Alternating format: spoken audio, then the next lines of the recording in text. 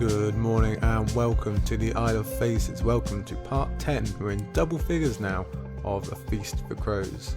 I am Sir Buckley. I'm coming to you from a very, very, very sunny England. I've been lucky enough to be out in the countryside, in the blue and the green the last couple of days. I am so very lucky to live here. So you know how the solar energy works around here. I'll be going fast and going energetic today. Also with me, you might be able to hear already, is the lovely Princess Zelda, our border collie. She's joining me today. She's currently led under my feet, so if you hear a snuffle or some ruffling, it might be she's getting more comfortable. It might be she disagrees on a point with me about Cersei or something like that. We'll discuss that as it comes. But don't worry, I've got the basketball in the background. She's watching that. She'll probably be fine. Now, I'll be straight up with everybody today. I'm going to kind of rush through this a little bit. Well, not rush through, at least the introduction. We're going to get going as quickly as possible because no real notes to make of before we get going. I will just tell you quickly what chapters we're looking at today, of course. Because as quick as I might want to go, I think George has other plans because he's put some big chapters in our way today. We have Cat of the Canals / Arya 3, the final Arya chapter of this book. We have Samwell 4, a very emotional chapter which I would say has the biggest death of the book in it. We'll get to that. Cersei 8, where the King's Landing of Cersei Lannister really begins to fall apart if it hasn't already. And we end with Brienne 7, the chapter, I would say, probably of A Song of Ice and Fire. The no chance, no choice Brienne chapter. Very, very excited about that. You might have seen on Twitter the other day, 6,000 words, 6,500 I think, notes of Brienne 7, so I'm looking forward to that. But let's start back at the beginning instead with Cat of the Canals / Arya 3. I will do my usual thank yous, of course, very, very quickly here. Thank you to our wonderful patrons. Thank you to all of you for downloads and sharings. You might also have seen on Twitter, July, our most successful month ever. We beat June out. June was broke the previous record. We've topped that again. I've already said thank you on Twitter, but I'll say it again to you now. You're also very much appreciated, especially our wonderful patrons, for your generosity and support and the chit chat we have over on Patreon, etc., etc. You all send such lovely messages, make contributions, give feedback, keep me going. You are really a different kind of solar energy, aren't you? But I'll do more thank yous at a later date. Instead, for now, let's get going with Cat of the Canals / Arya 3. So I have mentioned before, again on Twitter, that I do not actually like this chapter very much. Or I didn't on my last read, the one before this at least. If people ever accuse George of meandering or getting a bit bogged down in description that might not strictly be required, I would have to say this is where that sort of problem sticks out to me the most. When I was on my last reread, before I was doing it for Valerie Redis, I just found myself kind of nodding off. I just wanted to get through the chapter because I obviously knew what was coming at the end. I knew there was important stuff, but there's a lot of description, a lot of world building that it isn't immediately recognizable why that's in there. I probably would have even said that this is my second worst chapter of the book, behind the original Aeron chapter at the beginning. But also, more than fair, I did get some blowback on that idea of this not being a great chapter. Obviously, a lot of you out there do like it. It is very good, in your opinion. And I certainly do enjoy the ending, or maybe just before the ending. But I imagine there will be much more good stuff for me to uncover this time around. I know there's good stuff. There's no such thing as a bad chapter in these books, so don't worry. I'm not completely panning it. I don't want to get rid of it or anything. I'm just saying there's some slow bits in this here chapter. And for all I know, maybe all that ends up being incredibly important for Arya's future chapters or someone else's future chapters. Who are we to say, really? You can never know, can you? Besides, ignoring that, it is our final Arya chapter of the book, so I have to appreciate it for what it is, not just that ending, or again, the bit before the ending. Unlike her sister, we will see Arya again in Dance, that's true, but we get so few sightings of her that we have to appreciate what we can. And we have to consider also that both of the Arya Dance chapters are shorter than this one and her second chapter during Feast, so we're not going to get as much Arya going forward. And even though it's a cliff drop from Arya's chapter total in Storm to now, it hasn't actually felt too bad in Feast due to the chapter's even spacing. We've spoken about this before. We have a beginning Arya, a middle Arya, this is now the end Arya, pretty much the same with Sansa. And the low chapter count in Feast in general also just doesn't make it seem that bad. We never seem like we're that far away from an Arya. That's going to change in Dance. Arya won't appear until that book's 45th chapter, and then she'll disappear in the 64th, so she's really there for a very short section of A Dance of Dragons. If we want to be really nerdy, which I know we do, and compare the percentages, Aya's 3 chapters in Feast makes up 6.6% of the total book. In Dance, it'll be just 2.8% of the book, which doesn't actually sound like that big of a drop-off, but all things considered, it really is. And just before we get going, I also want to note we're next to a Sam chapter today, so that's up next. That's that little connection between those two continuing, however slight that might be. The main purpose of this chapter is to show Aya in her element. To keep with our earlier Sansa comparison, we've moved on to the full immersion phase now. Hence, title hopping Aya, who's had a million names already, actually changes the name of her chapter now. She's well into her mission with Brusco, she's incredibly well versed in the city, she's collecting tons of info for the Kindly Man, all over a matter of months. And it's been a while since we've had a single chapter process that amount of time. That was usually reserved for Daenerys back in the day. And we did get hints of this kind of comfortability and immersion in that Sam chapter as well, but now we're really getting the full view of it, I guess. That name that she's changed to, Cat of the Canals, obviously it's half of the name Catelyn, with Sansa picking up the other half, but it's also fitting for Aya herself, given her past connections. Syrio's connection to the Sea Lord of Braavos was a tomcat. Aya herself chased cats around King's Landing, as she remembers here today. She even now gets followed around by a bunch of them in this chapter, maybe thanks to her warging. I'm sure you've seen that theory. We'll discuss that later. And then we can go into all the actual physical comparisons of Cats and Aya, how she's small enough to sneak into places, how she's independent, how she can quickly get out a claw or a needle. And I do long for the day when Jon and Aya will fight side by side and Needle will be nicknamed Shortclaw next to Jon's Longclaw.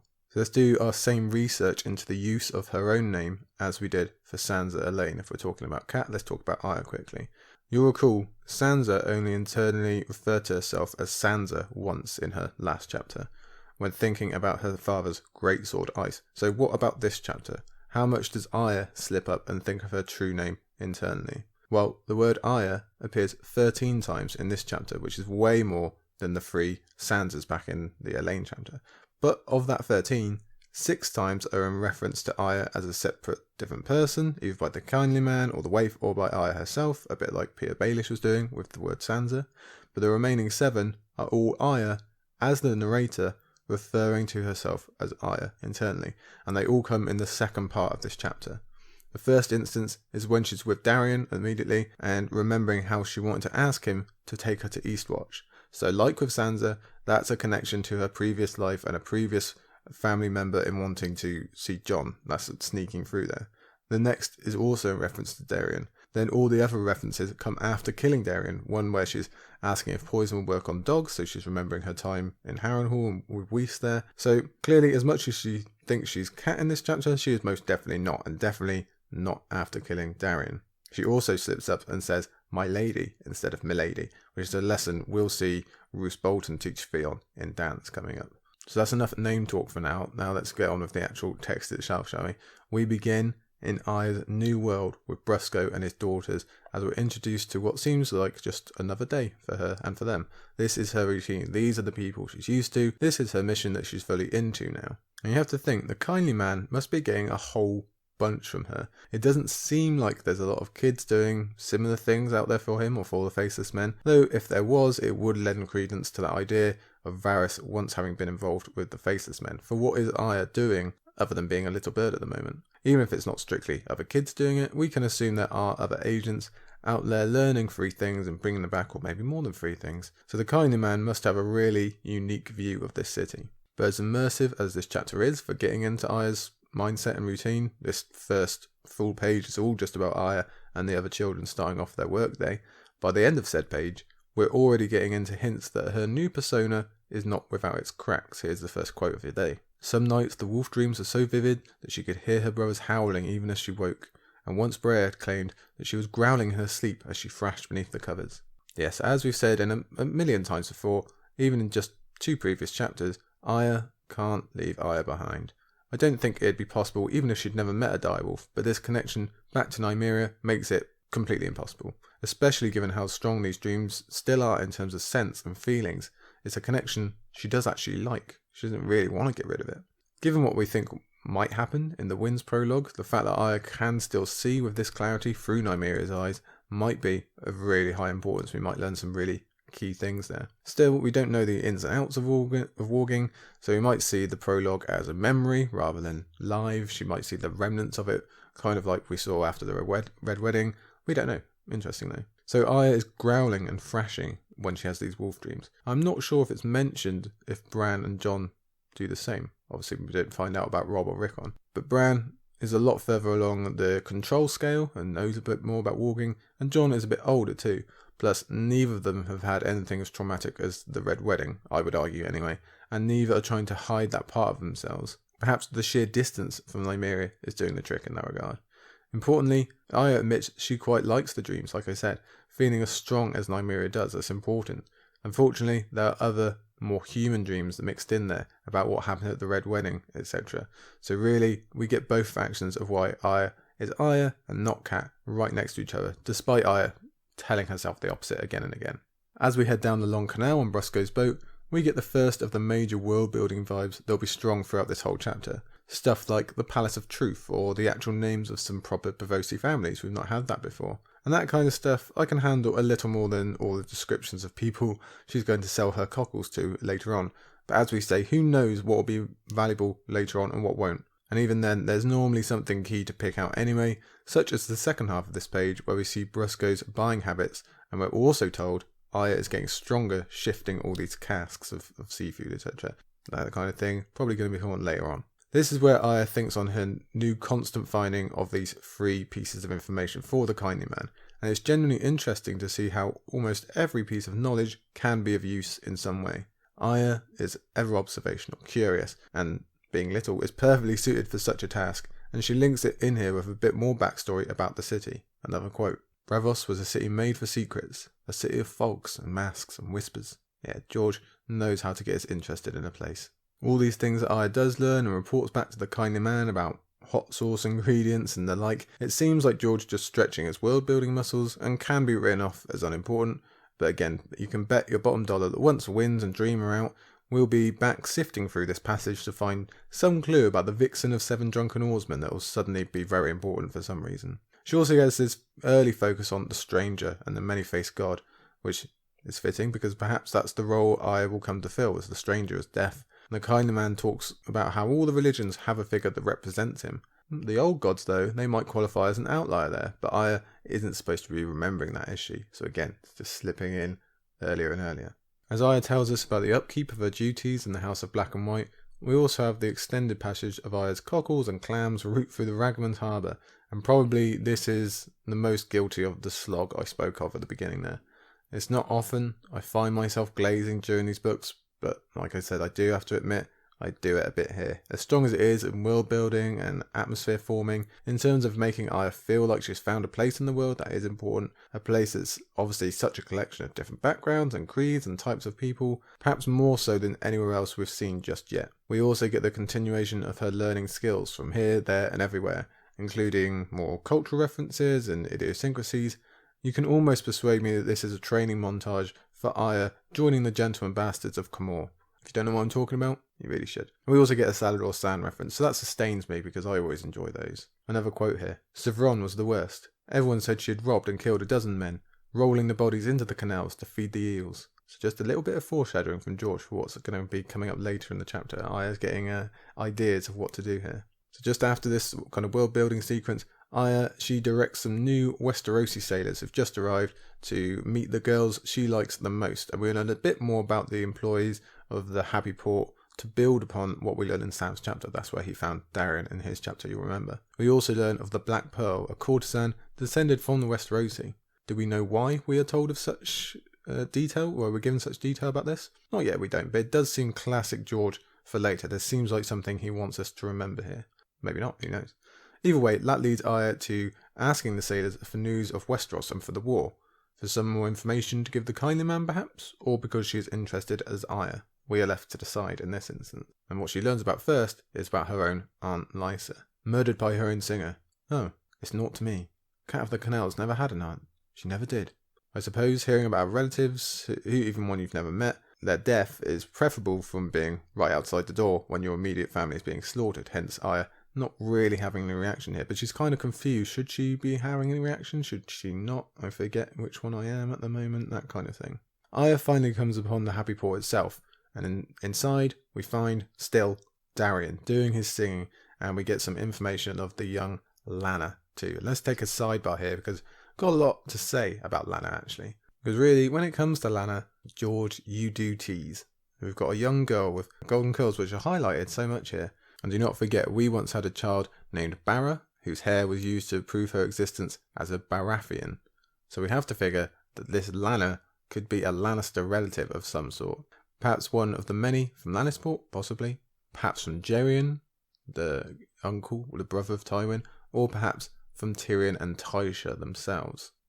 That last guess makes a lot more sense, and I'm aware I'm not treading any new ground here. I'm sure people have been thinking about this kind of thing for quite a while. Lana is 14, so she would be the right age for being Tyrion and Tysha's daughter, and the custom of the sailor's wife, Lana's mother, would make sense as a dark reflection of her short, annulled marriage to Tyrion. What I mean by custom is she's the one who makes her clients marry her beforehand, like we saw with Darion. So that would be, a bit of a dark reflection.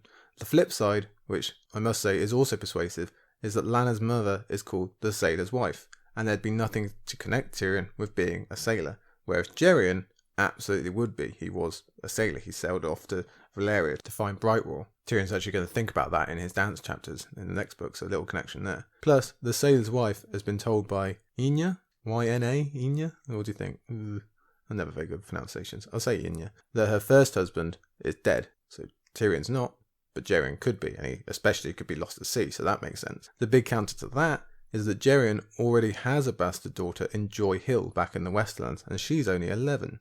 So Lana would have had to have been born in Westeros and then brought over with her mother if she's Jerion's. Now that isn't impossible, but we're now getting a pretty in-depth theory on what would be, if it is Jerion's daughter, a pretty minor character really.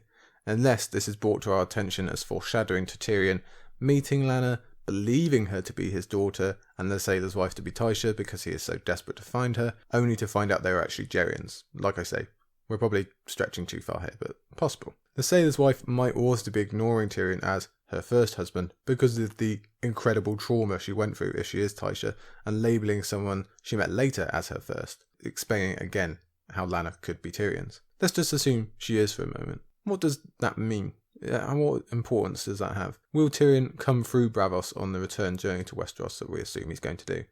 There hasn't been any indication of that so far, but he could be sent there as Dany's envoy for some reason, and it would certainly be interesting to see him in such an environment. I think we'd all like that. We get a lot of world building in this chapter about the big families of the city, etc., and Arya won't be able to use all of it, so perhaps George is laying some down now for Tyrion later.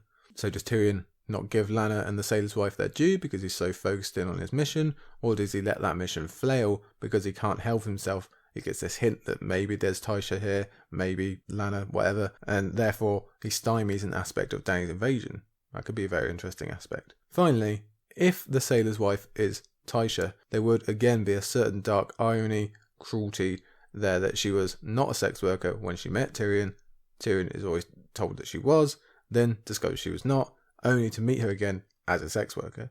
It could be the trauma of the barracks pushed us towards that kind of life. Who can say? We don't know. It is said that the sailor's wife has a sadness about her, so again, that definitely makes sense. And just to close off this little thinking, we have this Lana sailor's wife connection back to Rosie and her own mother back in Old Town in the prologue. So we're just getting those connections right from the beginning to where we are now. But let's ignore the fear. As tempting as it is to talk theory all day, let's ignore Lana for now and talk about Darion. What about Darion?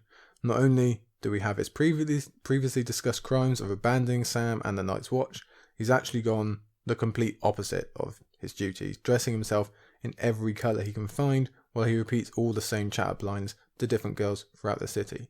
Giving up the black is one thing, now it's almost like you're rubbing in, dressing all the most flamboyant colours you can find. He is a man of the Night's Watch, she thought, as he sang about some stupid lady throwing herself off some stupid tower because her stupid prince was dead. The lady should go kill the ones who killed her prince, and the singer should be on the wall. Right from the off, I can't get this idea that Darion should be doing something else. That's how things should be, and he's not doing it.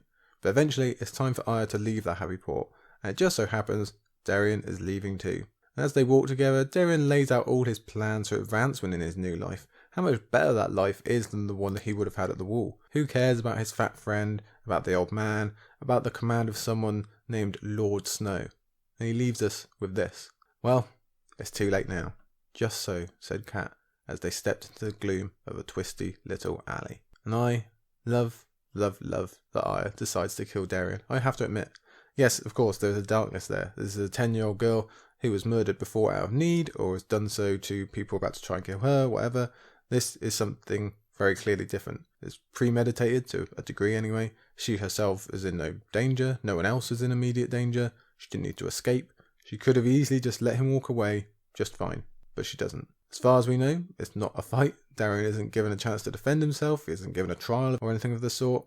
He's stabbed in the back or has his throat slit in the shadows. And it's indicative of her future if the Mercy chapter is anything to go by, but again also very troubling. But it's still amazing on two different counts. And there is the most obvious and the one we've discussed the most. You can change your chapter title all you like, but this is still Arya Stark talking.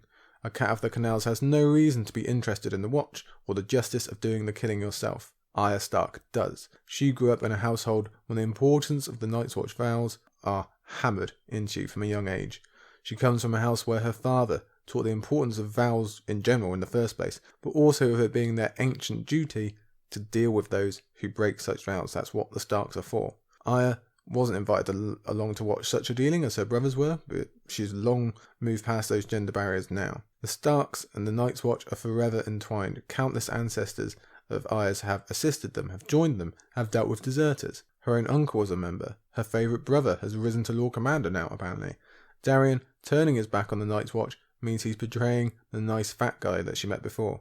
He's betraying all those on the Wall now and forever in the past. All her kin of that past, her uncle, and most specifically her brother. He's betraying all of them. He is as good as stabbing Jon in the back. Hey, you know what's happening later. And Arya will not stand for it. What would her father have done with a deserter? Arya knows, so Arya does. Of course, unfortunately, Eddard Stark would most definitely frown on this. Firstly, he doesn't want his young daughter to have to kill, obviously, but he would also call it a dishonourable way to kill Darian. Still, Arya's working with what she's got. And I just like it as a connection to her and Jon. I think that's why I like it so much. It's just something to keep them both vaguely in the same universe, isn't it? And George, he toys with a different style of telling us that Arya is killed this time, waiting until she is back with Brusco and thumping some boots down. The boots of a dead man. Just like Owen the Oath will want after Giles Slint is killed. Again, Jon connections. She certainly isn't coy about it either. Valar Morghulis, she thinks. Back in the House of Black and White, she goes through this whole physical process of stripping away Cat of the Canals and becoming no one once more. Yeah, sorry, you're not kidding anyone, are you? And to close the chapter, we find out some more about what she's been learning in her time at the temple. She starts becoming familiar with the use of poisons, some of which we've already seen in action. The Tears of Lys caused a great big kerfuffle some people called the War of the Five Kings, for example, when it killed Jon Arryn, whereas Sweet Sleep might become of more importance depending how much Peter Baelish insists on pumping Robin Arryn full of. And actually, it's interesting, because I've never connected that both father and son are victims of poison. I wrote out those two notes, I didn't even realise I was talking about the same family here. Rereaders will know poison will come into Arya's own arc as well, but she might be having a more important interaction with poison sooner rather than later. We have to wonder if the waif knew about that and did this particular lesson just to rub it in a bit. We also have the mention of basilisk blood, which Arya connects back to Whis being killed by his own dog. So it's another behind the curtain moment for her. That wasn't magic, it was just knowledge that won the day back then.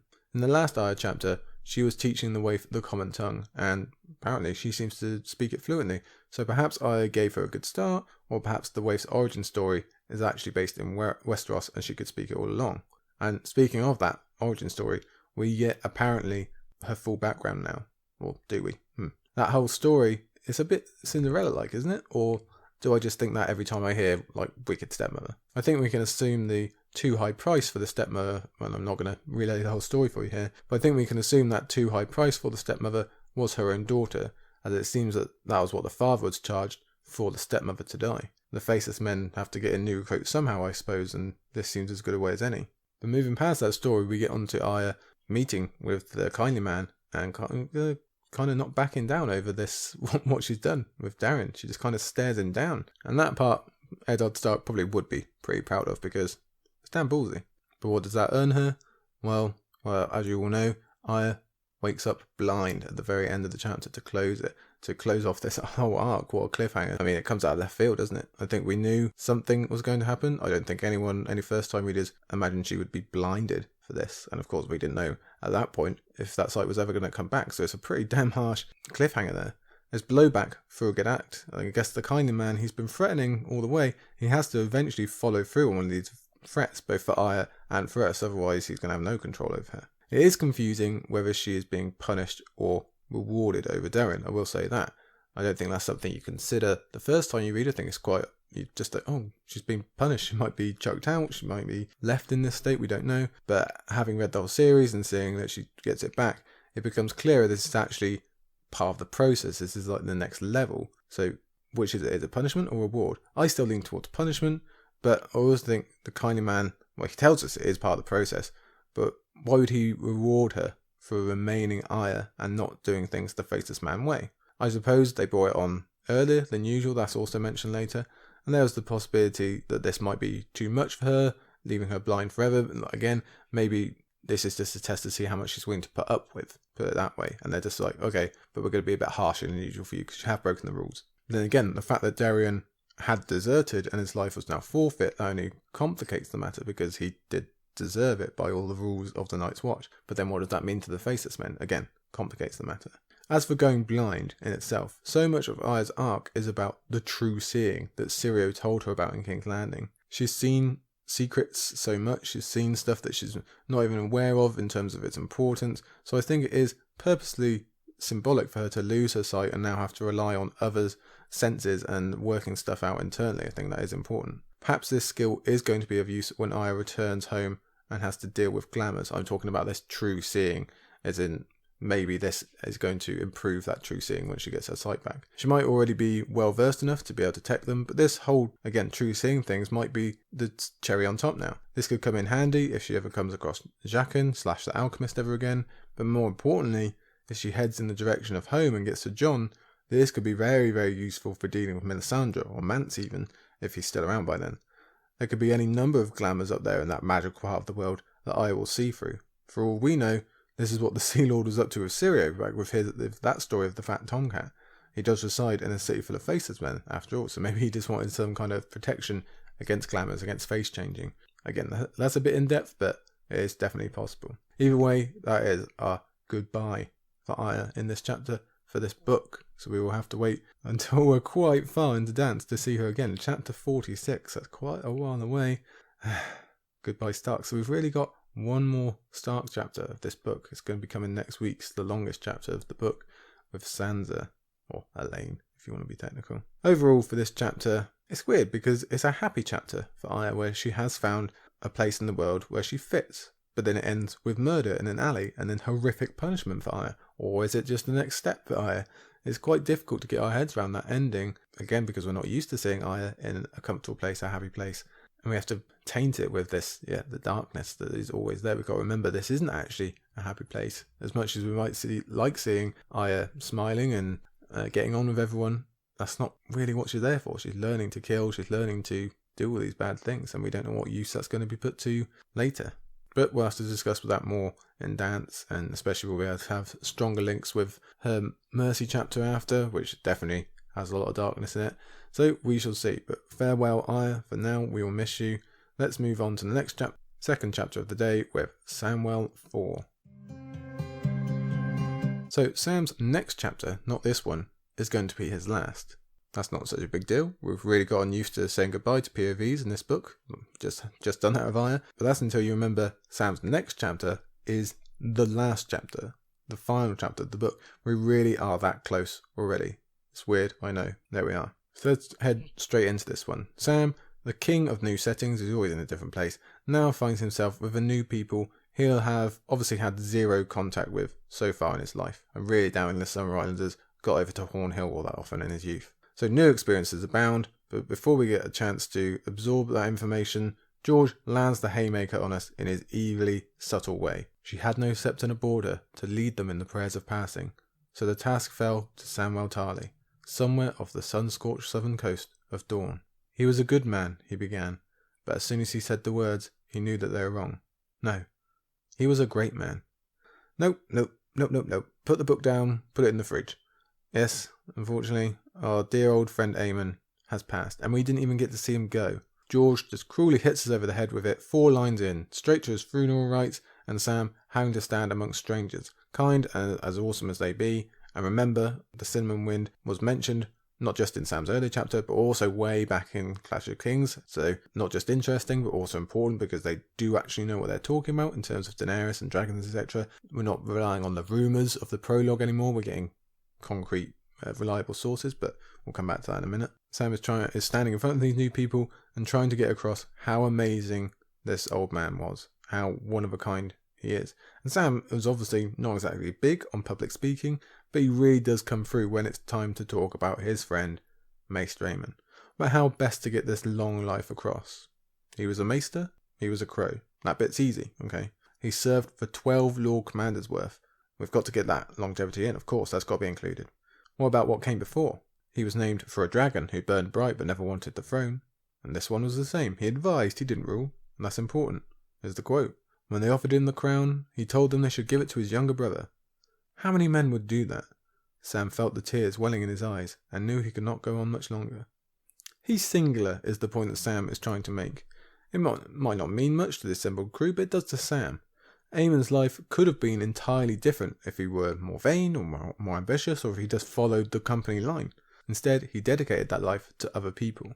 There's been no one with his vast mix of experiences all wrapped up in decades and decades of knowledge and just different viewpoints. He's seen both ends of the world. And it's not a stretch, really, to name Aemon one of the most knowledgeable men who's ever lived in Westerosi history, not just in this bit, ever, which makes Sam's ending even more heartbreaking. He was the blood of the dragon, but now his fire has gone out. He was Aemon Targaryen, and now his watch is ended. Ice and fire indeed, isn't it? There aren't many more brutal starts to chapters, I have to say, and we have to say goodbye to Aemon, many people's favourite Targaryen, or even favourite character, and I would find it hard to disagree with you there. It's one of the more emotional parts of the series, I think, and obviously an offset to the violent deaths we normally see. We're so used to those that this one almost kind of stings more. We're supposed to see things go out in a flash of violence or anger or something like that, not just pass off into the night. That doesn't really happen very much. And Aemon, he suffers the reverse of a Targaryen funeral as well, just to really annoy us. Instead of being burnt, as his family likes to do, he is submerged in liquid and stuffed into a barrel. It's such a shame for one of our more dignified characters in general. Like I said at the top, I consider this the death of the book. Each volume has had at least one big death. There's Ned in Game, Renly in Clash, Jon is going to come next in Dance. You can really take your pick in Storm, there's so many there to choose from. But this one is the biggest name to go down in Feast, I think we'll have to agree. Now we start learning about this new crew, full of a people that really we haven't met properly yet either, even if we've had more contact than Sam. Right from the off, we discover they are kind of great, as they toast Aemon's life and has Sam's kind words translated. They revere the elderly and they celebrate their dead. That's just the first sign of many in this chapter that shows their rather unique and amazing approach to life. They are awesome characters both collectively and individually, as we'll cover as we go here. It's really such a shame we get this very quick, short blink of them. Their philosophy on life and death, their philosophy on love and sex, how they treat Sam, Gilly and the baby is a refreshing bubble of positivity in this otherwise very harsh world. I really hope we get to see more of them going forward, even if that doesn't look too good at the moment. And not to jump ahead here, but it is a shame that no POV remains among them at the end of this book, because it would be great to watch them go back across the world of Marwyn. I think we'd all like to be a fly on the wall on that trip. With his duty done, Sam lets his misery take over, and it comes in the form of physical fatigue.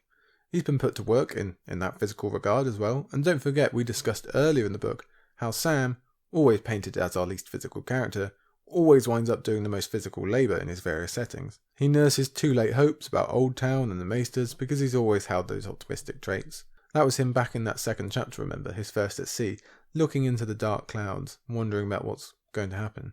Well, the rough times have come. He's lost Darion, right, well, meh, okay, sure. But now he's lost Aemon, his mentor, his friend. Luckily, Gilly is still here, and she comforts him wonderfully here at the beginning as he cries upon her shoulder. In general, this chapter will show a much improved Gilly, one who is feeling a lot better, even if that constant ache for a true child is obviously never going to leave her. Still, it's wonderful to see the improvement. She really interacts with the crew, with Sam, She's alive again, as we'll see. Though we've begun with his funeral, Aemon is still very much a character in this chapter, as Sam fills us on his final days via his memory. The first and probably most important is Aemon being revitalised again by Zondo's talk of dragons and Aemon's further musings on not just Daenerys, but Rhaegar too. No one ever looked for a girl, he said. It was a prince that was promised, not a princess.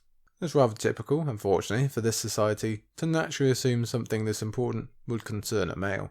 But I will say, I eat up absolutely any information we get on Rhaegar being aware of and trying to work towards a certain prophecy, because it's not like we ever get a lot of information, is it? I love this passage because it almost confirms that both Aemon and Rhaegar discussed and kind of maybe double-teamed these prophecies, maybe worked together to make sure they came true, whether that was with an eye towards saving the world or saving their own house, or both. We've had this idea of them being in cahoots right since Game of Thrones, and I really do find it thrilling, especially when we get tidbits like this. Unfortunately, probably aren't going to get many more of those, but I'm sure we're all hopeful. Specifically interesting is that Rhaegar became aware of the prophecy likely pertaining to him in his youth. Now, is it youth as a boy or as a teen, or what? We won't delve too much into his personal history here because you all know it, but we also all know the story of him suddenly demanding a sword and always looking through scrolls and such. Then he apparently got into his head that it was his son the prophecy meant, not him, so there's a change in direction there. Was it just a comet that did that during Aegon's birth, or conception, I can't remember which one it is now, or something more? And these are the details we really do hunger for. But back to Daenerys, because unfortunately those details aren't forthcoming, who Aemon truly focuses on now. Daenerys is the one. Born amid salt and smoke. The dragons prove it. Well, he's not wrong about the dragons, are they? They are pretty strong, irrefutable evidence. But we also have the salt and smoke line, which obviously crosses over into the Azor Ahai prophecy, and a larger part of why the religion of Valor will begin championing Daenerys in dance. Even before this, we've all placed Daenerys' 2 births on Dragonstone and the Dothraki Sea as an explanation for that term, but this is really just binding it all together now. All these things that we've learned of in such different places and at different times are finally being grouped up together for this larger goal of obviously the end that we are working towards. To be honest, that isn't even the best part of it. It's just this pure invigoration Aemon has at the discussion. Just talking of her seemed to make him stronger. I must go to her. I must. Would that I was even 10 years younger. It's wonderful and also bittersweet to see. This mistranslation about dragons being neither male or female feels like one of the tentpole moments we don't know is a tentpole moment just yet. When it's all said and done, may even by the end of Winds, I think we'll be looking back and thinking, oh, this is where it all starts to click. This is where we first get this idea that is going to be important later on. Besides, I like anything that supports Daenerys as the one we should all be paying attention to. Though I am a huge supporter of the idea that George is never going to give us a definitive answer on who Azor Ahai is, or who the champion is, or the chosen one, or whatever you want to call it. I'm actually a big proponent of the idea that Azor Ahai is many people. There's going to be a team effort to save the world here, that everyone's got a different role, whether that's Stannis or Jon or Daenerys or Arya or Sansa or Bran, whatever you like. I think it comes just from playing team sports. I just like that idea more, I like that approach. Sam next fills in the gaps of how they actually got onto the ship, the Cinnamon Wind, how he parted with his sword and the books that were going to the Citadel, and we have to immediately like Kahuru Mo, the captain, for accepting the books as payment while still intending them to get to the Maesters, just with a bit of profit. I like him. In the same way, we have to admire Sam for absolutely refusing to sell Aemon's chain. The heartbreak of that might have killed the old man on its own. His strength and invigoration apparently lasted the length of the narrow sea, but by the time they were swinging back towards dawn, Aemon was back to being realistic, even if Sam refused to join him in that. Cruelly, Aemon knew he wouldn't reach Daenerys, so he's not going to reach his ultimate goal. Instead, he settles for thinking how he can still affect the world while he can, and that comes via Sam, as he tries to instill in his steward the need to convince the Maesters of the situation up north with the others. Aemon seems to think he would have a difficult enough time, even if he did make it, due to it being so long since he was last there, no one cares about him anymore. Though we've not really gotten a chance to see yet, I think we'd all guess Sam will have very similar difficulties convincing anyone of the truth, especially as news of both young Griff and Daenerys becomes more and more solid. Dragons on your doorstep are just so much more interesting than whispers of shadows at the end of the world. Aemon next concentrates on Stannis and Melisandre's version of the prophecy, which he is now convinced is wrong, though he actually already was, if you'll recall his skepticism of Lightbringer's lack of heat, as he recalls himself here. Know who has a lot of heat? Daenerys. There's quite a lot to unpack actually in this long paragraph. First, we learn the specifics of the Baratheon descendants from the Targaryens through Rhaelle. So Stannis' grandmother is Aemon's niece. Always so weird to think about how they're related yet so different. They've been in the same room before and never referenced it, as we talked about during Storm. And it also just makes you realise how old Aemon is. His niece is Stannis' grandmother.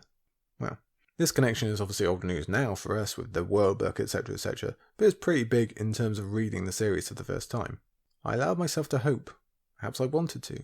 We all deceive ourselves when we want to believe. Melisandre, most of all, I think. I have a strong suspicion that by the end of the series, we'll look back on this quote and see how Aemon completely has Melisandre sussed from the beginning. But anyway, it's so very human of him, even with all his knowledge, to have just wanted to believe what's convenient, what sounds better. It's just a better alternative than believing your saviour died beneath Robert Baratheon's Warhammer. So who can blame him for wanting to say, no, that wasn't the real one, there's someone else out there, the end of the world isn't coming. I think we would all be very similar. But now he's correcting himself.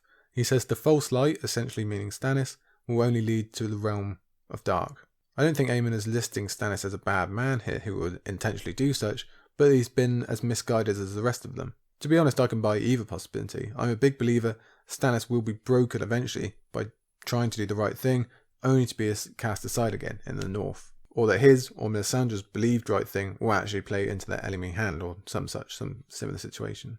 For all these years I've lingered, waiting, watching, and now that the day has dawned, I'm too old. I am dying, Sam. There's long-lasting hurt in Aemon's words of prepping for a whole lifetime for this one role, thinking a big day is coming, and then being too old when it finally does come around. It makes me think of Ned not being able to be there for his kids, and I doubt it's the last time we'll have this sentiment of what people are supposed to do and then are not allowed to do by fate. Let's compare it back to Aemon's original telling of Jon about how he chose duty over his house. It's poignant considering Sam's conundrums later in this chapter in terms of duty and what he actually wants to do. Would Aemon give that advice again to Jon, knowing what he knows now? Or will it turn out there are some things bigger than duty? It certainly seems to be heading that way again for Sam and for Jon also. And unfortunately we can't ask Daeron anymore, but he would definitely agree. Or maybe it is still duty by serving Daenerys, as you can frame it as guarding the realms of men by looking after the one who's supposed to save you all. But then if that's allowed, if you can bend the Night's Watch vows that much, there's going to be some pretty big philosophical arguments over obeying orders once Daenerys does come north, hopefully. We have to make pretty big connections to the Daeron Arya just killed, given that Aemon mentions the old Daeron. We have to make some big connections to the Daeron that Arya just killed, given that Aemon mentions old Daeron here, his brother, who not the same name, but very similar.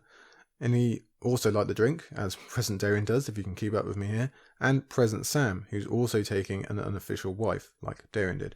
Though I think we can agree Sam is doing it with a much bigger presence of doing the right thing, / what's come natural, as opposed to Daeron just disobeying direct orders and leaving teammates to freeze and starve. But this entire passage from Aemon is very emotional as he considers the end of his life and thinks about Egg and Daeron and his sisters. Sorry, Aerion, no deathbed shoutouts for you, but that makes sense. I think we can all agree with that one. In fact, one thing we can pick out is at the beginning of this passage, Aemon says, "The prophecy, my brother's dream." And that's interesting. Was there a specific dream that persuaded either Aemon or Rhaegar, or both, about parts of the prophecy, maybe even the whole of it? I don't believe that gets suggested again, though I could be wrong. You're always welcome to correct me. Aemon also doesn't tell us which brother. You'd assume Daeron, who was the one who supposedly had visions, but Egg also became more and more obsessed with dragons and ancient spells and the such in his later life, so who's to say he was not the one? We just don't know, but we definitely want to find out. Just kind of tuck that away for future writings from George, hopefully. Unfortunately, everything we get from Aemon after this is even murkier. His talk was all a jumble.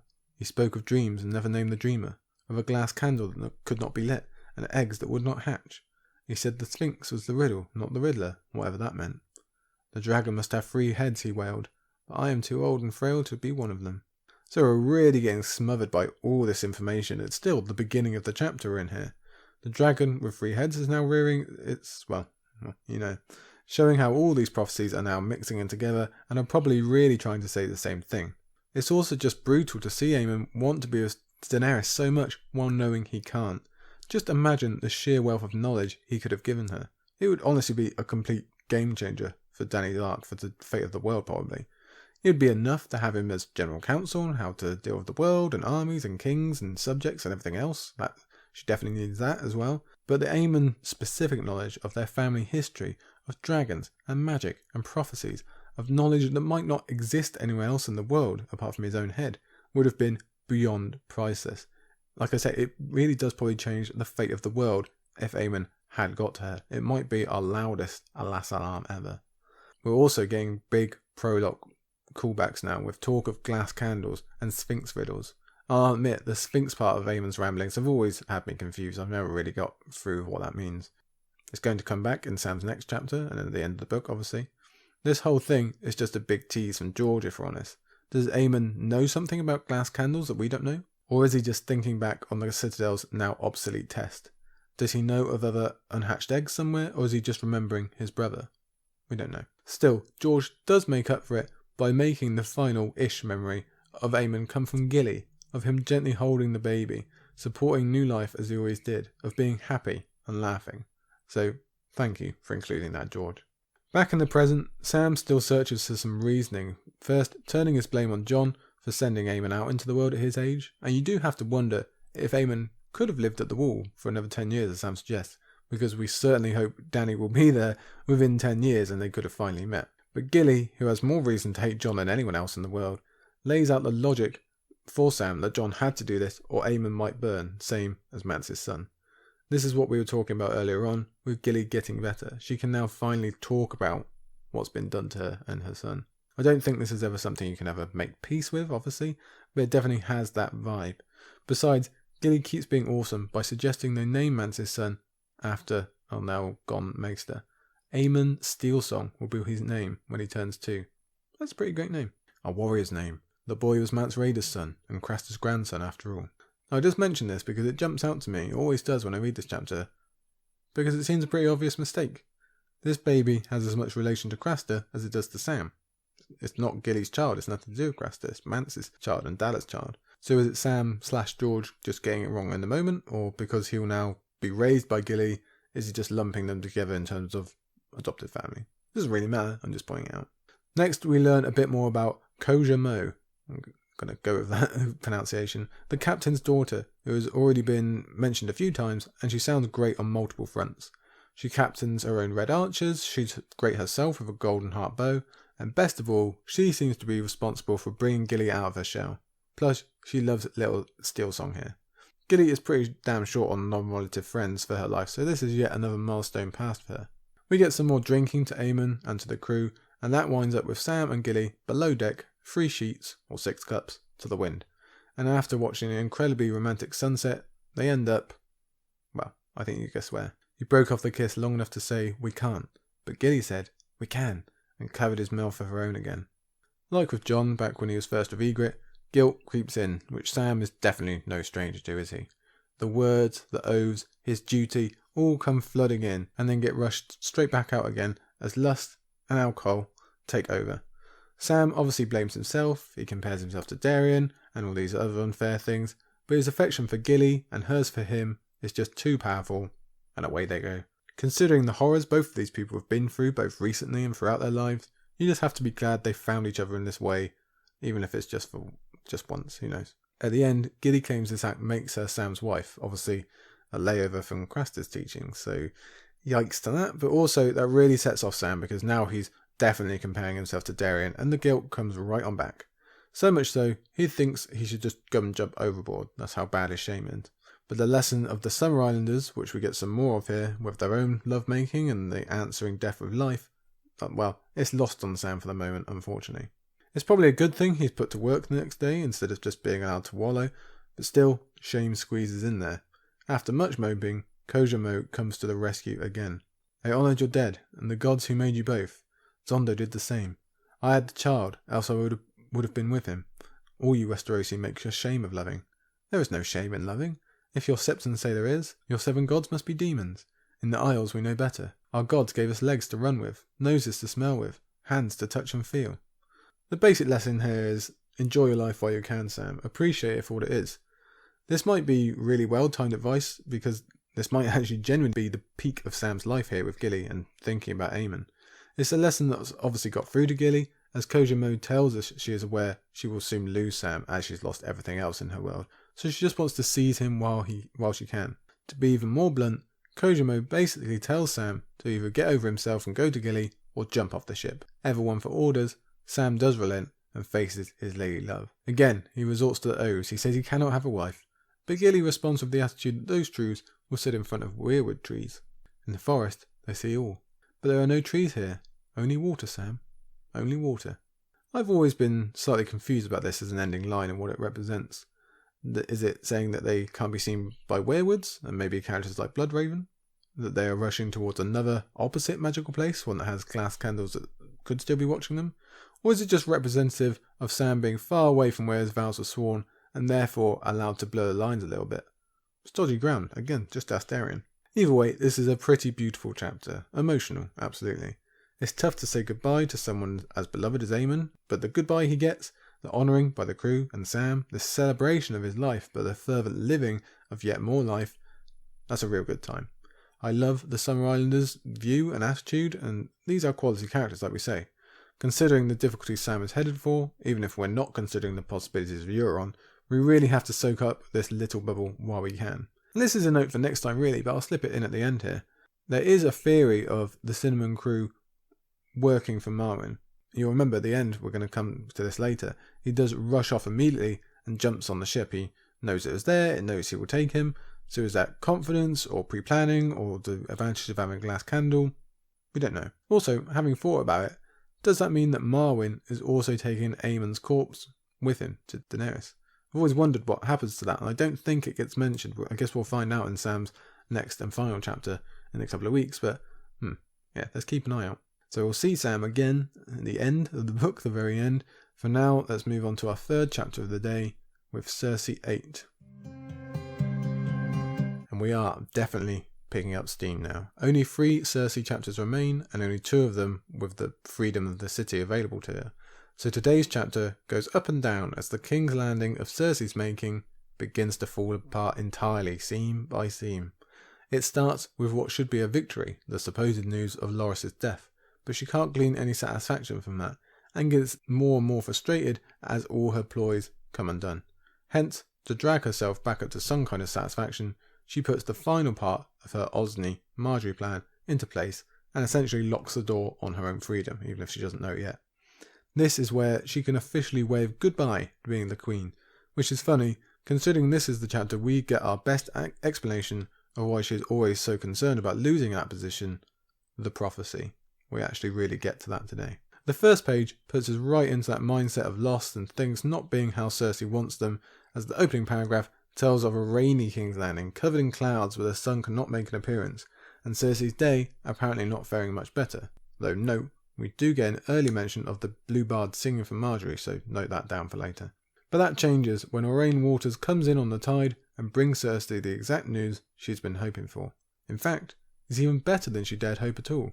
In her last chapter, she was thinking she'd either gain Dragonstone or have Loras die, and it turns out both are true. But Aurane starts with the broader political news first. Dragonstone has fallen. Yes, mighty Dragonstone that burns so bright in our memory, despite it already being ages since we've been there, is now apparently in Lannister hands, surely leaving a bitter taste in the mouth for most of us. Cersei actually does a good job of not having a big overreaction and keeps it cool at this first bit of news. So much so I had to go back and check this wasn't being told to her in court, but no, she is just in her solar and just isn't reacting too much. Crucially, now that we are without Victarion or Aeron POVs, Cersei's updates serve as our own updates for what Euron is up to. And we get it here from Cersei's inner thoughts. As Marjorie foretold, the Shield Islands were not enough. The Ironborn have gone up the Mander into the heart of the country, and have also now gone south and overwhelmed the Wedwines down at the Arbor, which is a major blow to the production of food, wine, and the economy of southern Westeros. From there, he is even sending ships towards Oldtown, so we're now really getting that sense of impending doom of something bad happening. I wouldn't be surprised if first-time readers believed we might see the Oldtown attack to close out this very book. It would make sense from a structural standpoint. We started in Oldtown, we can finish in Oldtown.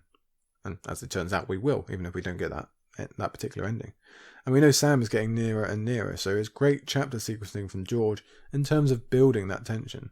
Regardless of when it comes, Cersei's reports tell us Euron has been successful in keeping his Ironborn together after sending Victarion off. They've apparently brought back into his shtick now. He's set his sights a bit closer to home, and we can only imagine the horror he's implementing around the southwestern coast. Even without the inclusion of Sam, his coming to Oldtown should worry us greatly. We know the heaps of knowledge contained there. We know the sheer amount of human life there. If he can bring such violence and despair as we've already seen, what's he going to do with a place like that? It is very, very worrying indeed. At least it is satisfying to see Cersei privately admit the Ironborn problem is dire when she went so far to minimise it previously in front of Margaery and the others. And she remembered it's Balon's brother this time, not his son, so that's good. We want details on Dragonstone though, even while Cersei's having this little side act about the Ironborn. Exactly how did this mighty fortress fall? We want to know the details. Owain obliges us, in a general sense, with information on Loras's tactics. Here it is. He turned what could have been a bloodless victory into a slaughter. 1,000 men are dead, or near enough to make no matter. Most of them are our own, and not just common men, your grace, but knights and young lords, the best and the bravest. And Sir Loras himself? He will make 1,001. So first things first, that's 1,000 of Cersei's men, the ones she has so little of, gone. The city is weakened further, as we've said a million times before.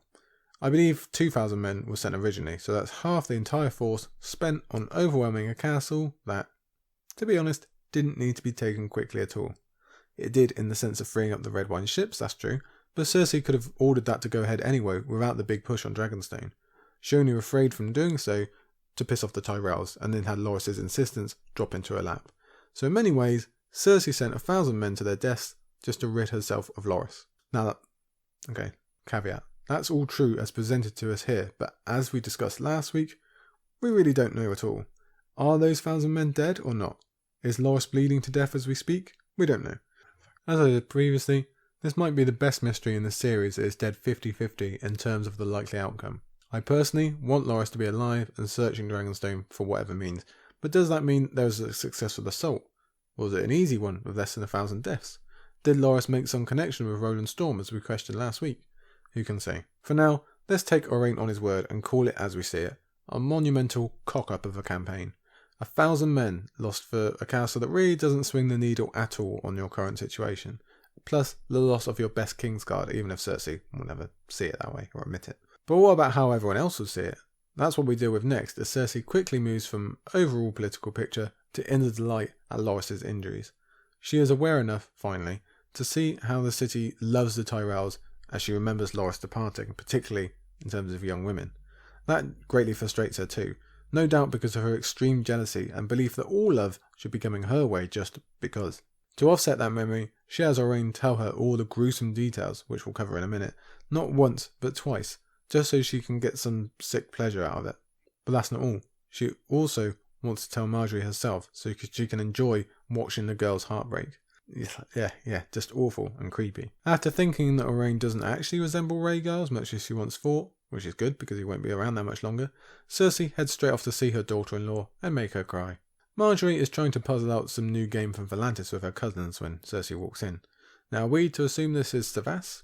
I don't think it's been mentioned in King's Landing before, but apparently is well established in Dawn, so maybe Margaery can have a game against Arianne or Faye Hagon when he comes. That would be an interesting scene, I think you'd agree.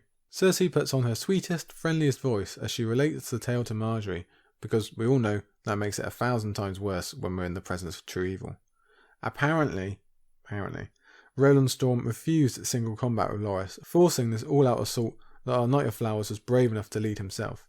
But, however brave, the injuries soon started piling up, and we know Cersei enjoys her listing of them.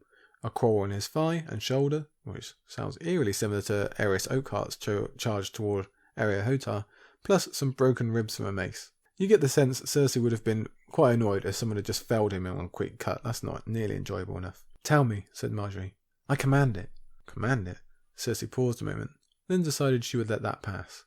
Surely taking even more pleasure in the telling after having yet another moment of being offended at Margaery's choice of words, Cersei tells of Loras receiving perhaps the most painful fate you can in a battle, being covered with boiling oil.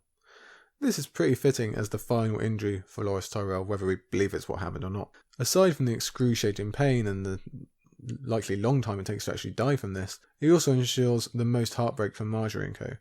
The whole Tyrell deal is about beauty and optics. Loras is famous, like his sister, for his near-perfect looks.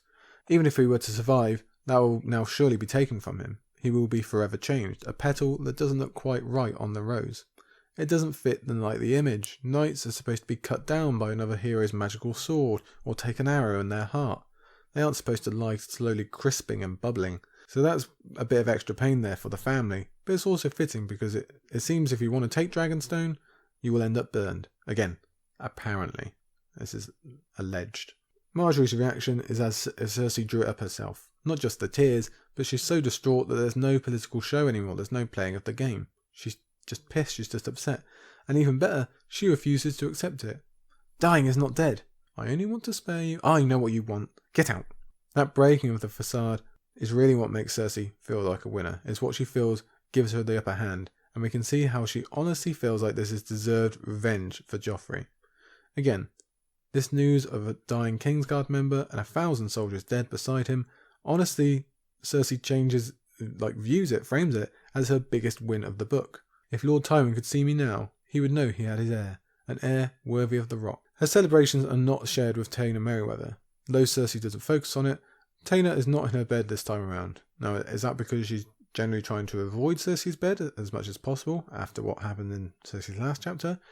Or is she with Margaery because the one she really cares about actually needs her? Is Margaery now making quick plans to secure herself with Loras plus her father gone? Or has Taena sensed this will be a weak moment for the Tyrells and one she could potentially exploit? All seem equally possible. She will appear in a moment explaining she was indeed with Margaery, listening to her plans, but as for true motives, we're left as clueless as ever. George uses the scenery to go in tandem with Cersei's mood again, as she thinks how she can never be blamed for Loras, while it continues to wound the Tyrells more and more. Prior to the news, King's Landing was a gloomy, rainy place.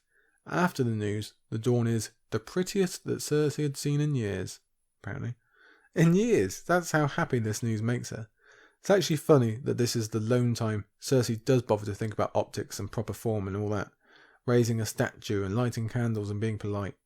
If she'd been able to apply this effort the whole time, the situation would be very, very different than King's Landing. Instead, she can only include it as part of her essential boasting.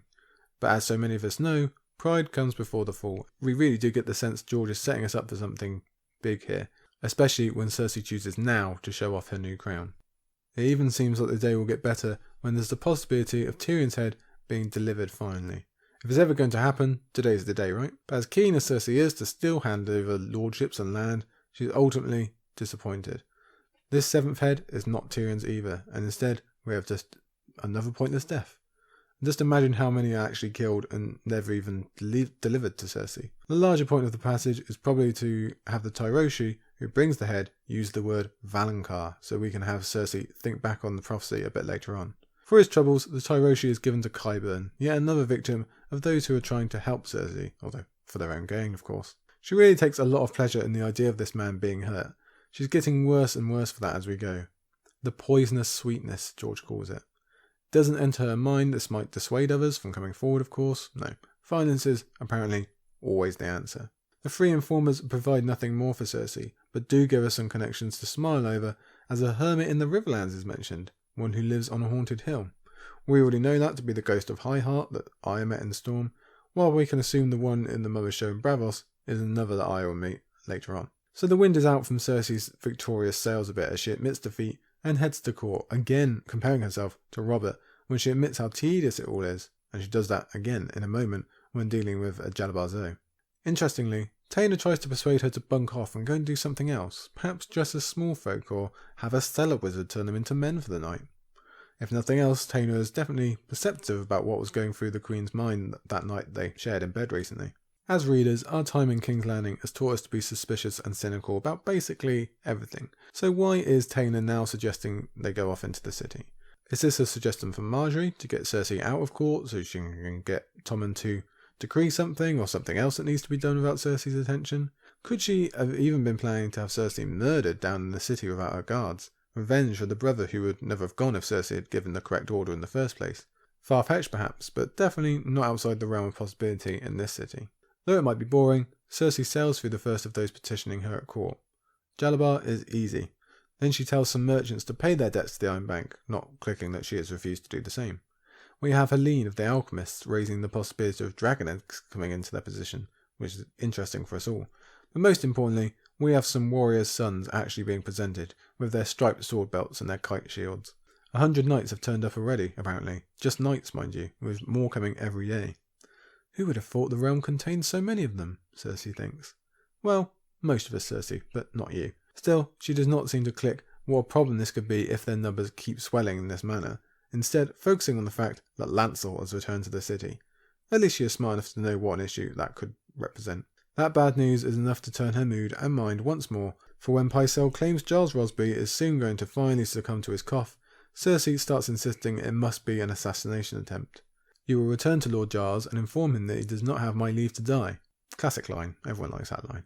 Pycelle is nonplussed once more at the lack of logic and how Cersei is massively jumping to conclusions here with zero evidence. But more so, it's about her wanting absolute power over everything and everyone. She doesn't want her big win spoiled by any losses, however minor, to the Tyrells. After court, while she's dining with Tommen, we get the next level of her son's little rebellion arc that we've seen throughout the book. Tommen hasn't been around for the last couple of chapters, so Cersei makes up for it here when she lets her tongue slip. For half a groat, I'd gladly have her tongue torn out. Don't you say that, Tommen shouted suddenly, his round little face turning red. You leave her tongue alone. Don't you touch her. I'm the king, not you. She stared at him, incredulous. What did you say? As before, it's clear Margaery has continued with her pushing Tommen to take more power in order to improve her own share while lessening Cersei's. Perhaps she's even put an emphasis on that with this news of Loras. Either way, Tommen is clearly in an emotional state with the news of his friend, whom he has quite a few of, let's remember, and Cersei suggesting further violence against that family, against his own wife, and it's too much for him. Like his last outburst, it comes back to this argument of who is the king. Tommen knows in his youthful, basic way that he is king, and that outranks everybody else at the end of the day. Yes, he's a child and he does what he's told because he's a good boy, but he is the king. So if there's tongues to be torn out, he gets to pick them. He knows Joffrey used to do it, he's probably got a solid inkling of what Cersei gets up to as well. And of course, the main thing is that he's right. He does, or will, outrank Cersei. He does matter more than her. Unsurprisingly, she doesn't react well to that idea. Perhaps we should be happy she doesn't take her rage out on the boy himself. Okay, we know what a threat to her power means to Cersei. It is the very worst of ideas. Instead, she goes all terrible parent again, like at the beginning of the book, by dragging Tommen by his ear and making him inflict horrible violence on his whipping boy. Now, having a whipping boy is barbaric enough in itself, but now Tommen, our poor, sweet, innocent Tommen, is being made to do the whipping. This poor child is being made to abuse another child. Barbaric is not the word. This really doesn't get followed up on in the series so far. We don't know the psychological, emotional toll or the physical for poor Pate, and note that prologue connection again. This has to be pretty high on Cersei's crime list. She's tired, she doesn't want to explain to Tommen, she doesn't want to win him back, she just wants to prove that she is the one in charge, even if it means a child being beaten and threatens with having his tongue removed and making Tommen complicit in it. I really, really hope this does not stick with him, considering all the terrible issues he's had to put up with already in his life. I do think this might be maybe Cersei's cruelest act. It's a real tough conversation because there are a lot, but this might be the sickest. So this most victorious of days doesn't feel all that great. Isn't that strange? Again, George falls back on his scenery to match the mood. Cersei opened the window for a breath of air and found that the clouds had rolled back in to hide the stars. Yes, what is supposed to be a shiny night is now gloomy once more. But Cersei tries to deflect her own disappointment by thinking at least everyone else is more miserable. Margaery, Loras, Falyse down in the dungeons. No, wait, don't think about that because that was a really stupid, simply cruel move. And now her mother Lady Tanda has died as well, making Bronn even more powerful. But all of that is okay, we can handle all of it because Margaery is upset. When I kissed her cheek, I could taste the salt of her tears. That's a good enough day for Cersei. As long as it includes that, doesn't matter what else is happening.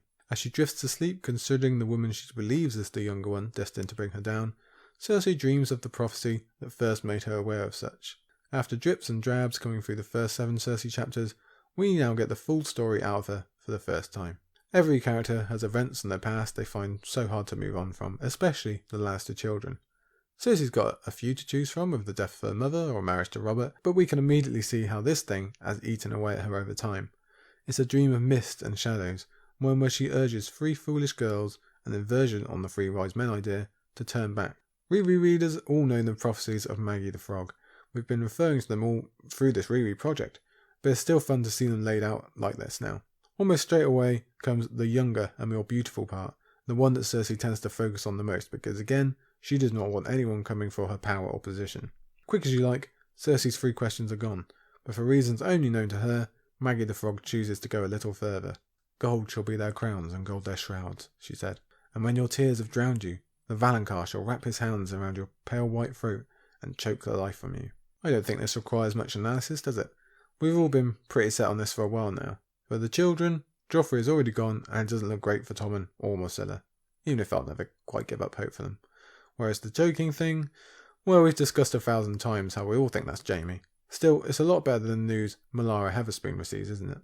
As for their other companion, Jane Farman, this is the only Farman we ever actually meet, and we actually don't even meet her, do we? This is a dream. It seems surreal for those of us who have read Fire and Blood that Farman only appears 5 times in the whole series. Once in Storm, then all in this chapter, and that's it.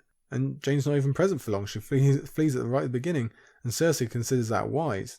Present Cersei, that is. She's actually pretty humble about this whole thing. It's not often she admits a mistake. On waking, the dream has obviously gotten to Cersei, so much so she even demands to see Pycelle and asks for a sleeping potion. Even as she does so, she insults his age and calls him a cretin. In not occurring, maybe she shouldn't say such things to a man about to prepare a drink for her. Come on, Cersei. Next morning, with a clearly sad Tommen, she thinks this: "No harm will ever come to Tommen whilst I still live." She would kill half the lords in Westeros and all the common people, if that was what it took to keep him safe. Obviously, it doesn't occur to her the harm she herself is already doing to her son with this Pate whipping business, but the second part of the sentence might also be a huge foreshadowing hint. There's a lot of fans who believe Cersei is going to burn half the city down or get everyone killed in some other fashion. Queen of the Ashes mentality is really showing through again. While talking of Qyburn, it's clear that Cersei is worried. Worried about Tyrion again, this time via Bronn. Worried about Margaery. The victory of Loras did not taste sweet enough, and now, mixed with the dream, everything seems so much worse. So she needs to go the extra mile, and though it's Qyburn who provides the push to murder being the only true option to put Cersei's mind at rest, though we as readers quickly point out that Cersei doesn't even consider the fact she's got the young queen's identity wrong. She doesn't think of Sansa, and to be fair, she has no reason to think of Daenerys or Arianne as we do. But even with all that, with Qyburn's extra push, it's not exactly a large leap Cersei has to make here. Margaery needs to be dealt with finally and soon. There's no Jaime though, no way to send a quick cat's paw out of a knife. Instead, she thinks to Margaery's guards and lovers. Hence, she comes back to the Kettleblacks once more. This time, it is Osney she wants for the job, as she puts in motion the last thing the High Sparrow finally needs to bring her down. Starts well, ends very, very bad, even if Cersei does not imagine that. Okay, that is the end of chapter 3, and to be honest, we're going to leave it there, because I want to get to chapter 4. This is one I've been looking forward to since we started this project, certainly since we started this book. I can't really describe it, so I think it's probably best if we just go for it. 1, 2, 3, finally, Brienne 7. So settle in, my fellow Greenthroats, because we're about to be treated to one of the very best chapters in all A Song of Ice and Fire. It's actually a really big undertaking, I'll admit. I think this is the kind of chapter that defies true analysis, although plenty of people have done more than commendable efforts in the past. But some moments are just too emotional, too pure in their thematics to really pull apart and look at. Some moments just have to be felt, and Brienne's decision towards the end of this chapter is definitely one of those. Now, we'll give it a good go anyway, but there's really nothing that can be said that will do justice to this as a moment in the books. It's the ultimate for so many themes that have been so prevalent throughout. Knighthood, the protection of innocence, the protection of children, what to do in the face of evil or overwhelming odds, good versus evil itself. We've really got it all here as we enter what is now clearly the end of the book. We've had big moments, sure, especially ones that can be identified thanks to a reread, but this is the first real dramatic flair moment of A Feast for Crows that I think you'd expect to find at a close of the book. This is Feast's Black or a Storm's Tyrion moment, or Jon, take your pick. This is where it all starts getting very, very serious. And it's where Brienne's journey ends, or at least the part of it where she's choosing her own steps. All of her journey, all of the talk of oaths and doing the right thing, it all leads to this, where Brienne does the ultimate right thing and very nearly pays the ultimate price. All the hardships she's already paid, all the funny looks and the threats, everything at the whispers with Dick Crabb, everything where all Brienne has been trying to do is protect innocent children, has led her here, where she can finally protect some innocent children. If there is such a thing as fate, I think we've just found it. And she's not alone in that endeavour. Another key part of Brienne's arc, which often gets referenced as there to show us the devastation of war, is witnessing the good that still exists in the world, and this is perhaps the best example of that, as we finally discover Lady Stoneheart's Brotherhood does still have some interest in the protection of small folk and isn't purely on a murderous rampage, although we'll discuss that more in a minute. And more importantly, it's been left to two essential children in Gendry and Willow to act as the carers and parents of all these orphans, the ultimate products of war. And that's all because of Arya's efforts in Storm. There's a great connection there. Here, I will admit, as I believe I did in Storm, that on my last reread, I got super confused about what inn we were in, if you get me. If you'd asked me before, I would have said this happened back at the inn where we left Hot Pie and Brienne and Jaime went to at the beginning of Storm. It only occurred to me on my last read, just before this one, that this was in fact the inn at the crossroads we're talking about here. The one that Arya freed up from evil, kind of, to allow Gendry and the Brotherhood to establish this country orphanage. The connections by George here are some of his very best. So this is it then. We've got good, we've got some of the purest evil we get in the series, we've got broken men, we've got key choices, connections new and old, we've got what is probably the chapter of the book. So let's go. We begin with the theme of justice, with the theme of no more waiting on knights and royals. It's self-made justice, if you like. I have the first quote of the chapter for you here. They came upon the first corpse a mile from the crossroads. So let's set the tone early. This is not going to be a happy-go-lucky chapter. The corpses that Brienne and her party find have been strung up in a dead tree, left not just for our famous crows, but the wolves as well. The tree is black, the faces are a mess, the legs are half chewed. It's really quite the image, and it's actually a summation of everything we've had in the Riverlands aspect of this book. We've heard so much about crows, the ever-present wolves again, about broken men and outlaws, and about Salt Pans itself, which is highlighted to us as the reason for these corpses being corpses.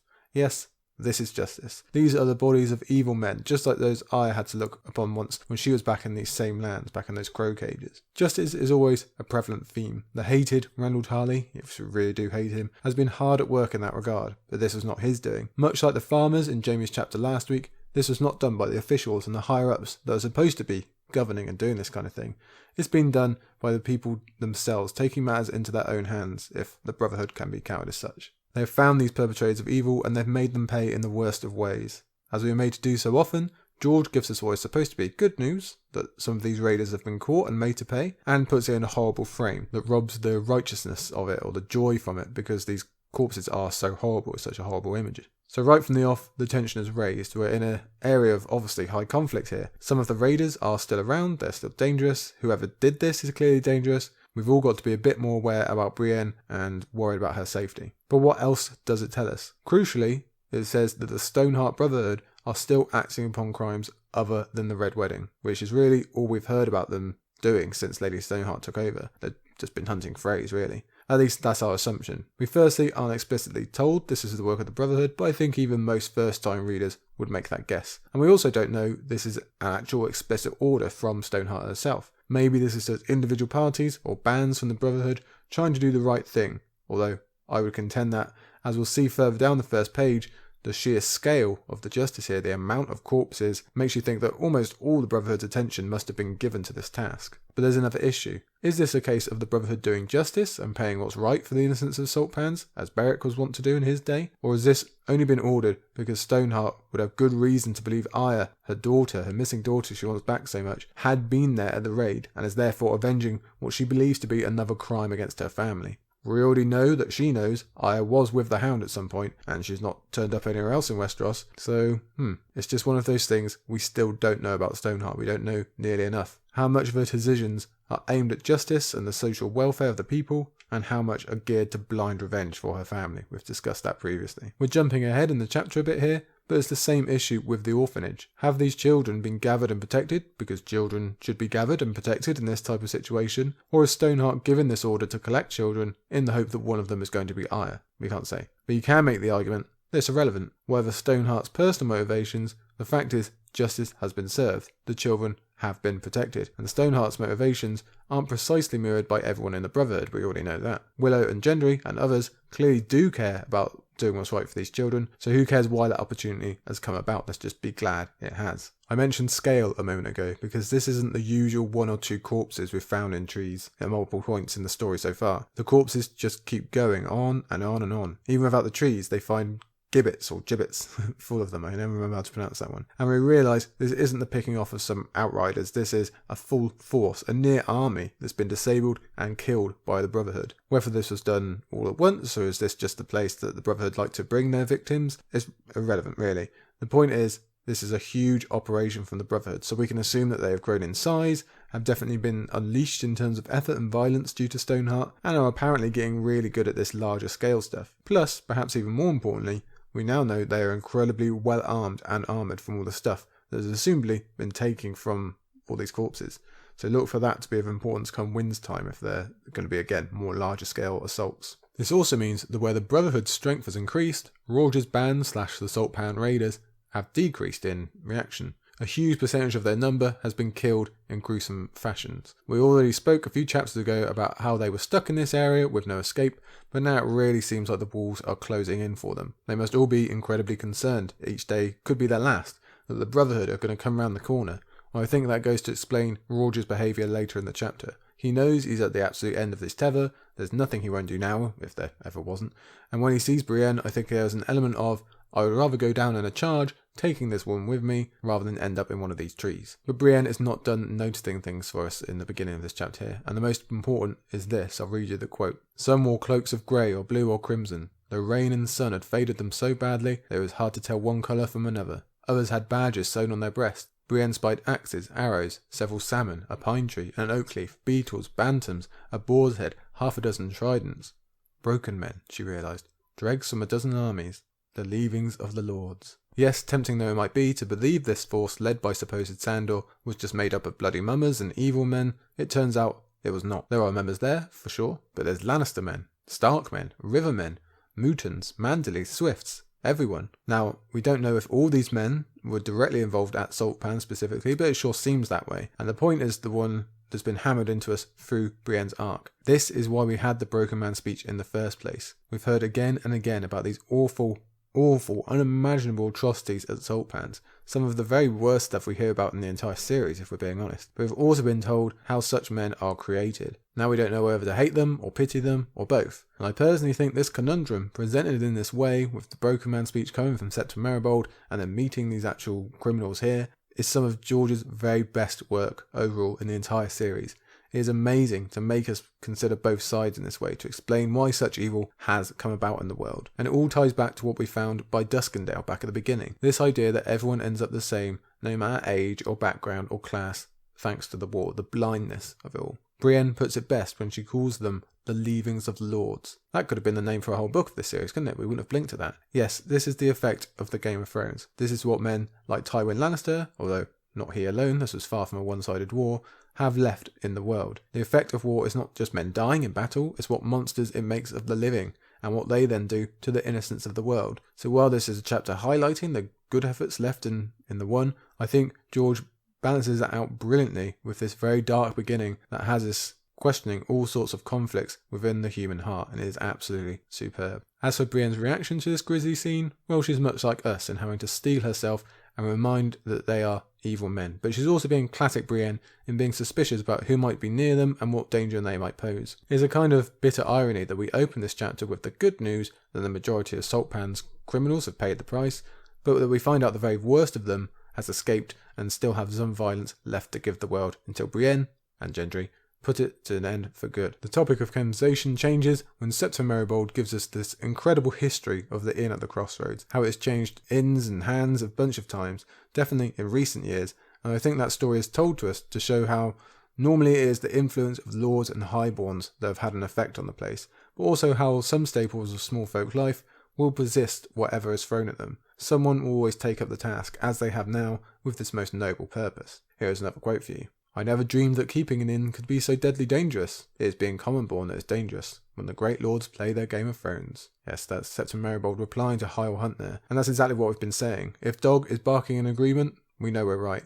And this talk of Masha Heddle links right back to the opening of the series, when we highlighted her as one of the first victims of this particular game. Recall, she was killed for the crime of being present when Catelyn took Tyrion, and that was it really. On the flip side of that, readers get to perk up their ears a bit as we realise that this is where Arya saw her last big mark on Westeros, so what effect has that had on the place? We're going to find out. And by the by, this is the last mention of that term, Game of Thrones, in this book before we get to Dance, which mentions Game of Thrones more than any book since the actual A Game of Thrones. Upon reaching the inn, Brienne gives us the briefest memory of finally getting to Salt Pans. Yes, after all the talk of it through the book, we aren't even present when someone finally visits. I think we can all thank our luck for that fact. There, we are told about how this town is basically just gone, destroyed, like Masha Heddle, for the mere crime of being present when there was no ship to take Rorge and his band out across the narrow sea. This is one of the biggest casualties of the entire war, a town basically wiped out by outlaws in one fell swoop. Again, it's not that that kind of thing is happening all the time. There's really nothing comparable in the whole series, and the lords of the town are all that's left, alone and ashamed in their little castle. It's perhaps lucky Brienne didn't have to deal with them. Who knows how she would actually react. But we go from death to life, as Brienne notes, when we finally approach the inn and we're immediately greeted by all these tiny children who don't even own clothes, they're so destitute. Things are in such a bad way that they are apparently led by a mere 10-year-old, as we are introduced to the amazing Willow.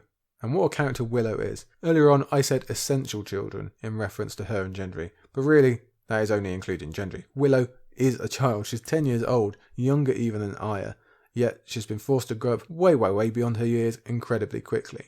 I swear if you removed the line about her age from the text, you'd think she's closer to 16 by the way she talks, by the responsibility she's taken on. I always forget that's how young she actually is. It's awful to see again, especially when she has to face down outlaws with a crossbow that might be heavier than she is later on, but still, she does it. She's a mini Brienne. Even with this current party of Podrick and Hyle and Brienne and Maribold and Dog, she still moves to protect the young uns first and maybe even get some money out of these visitors.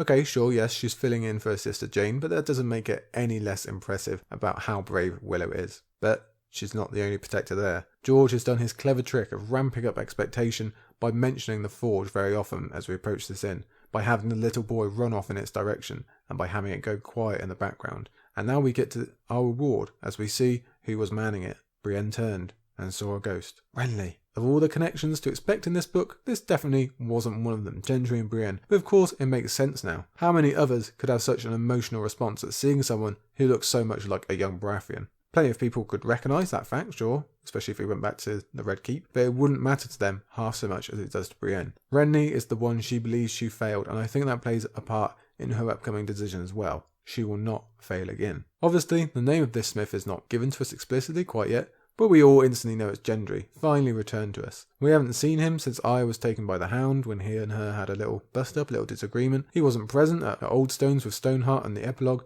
so we've really not been given any clue to whether he was still with the Brotherhood or even still alive.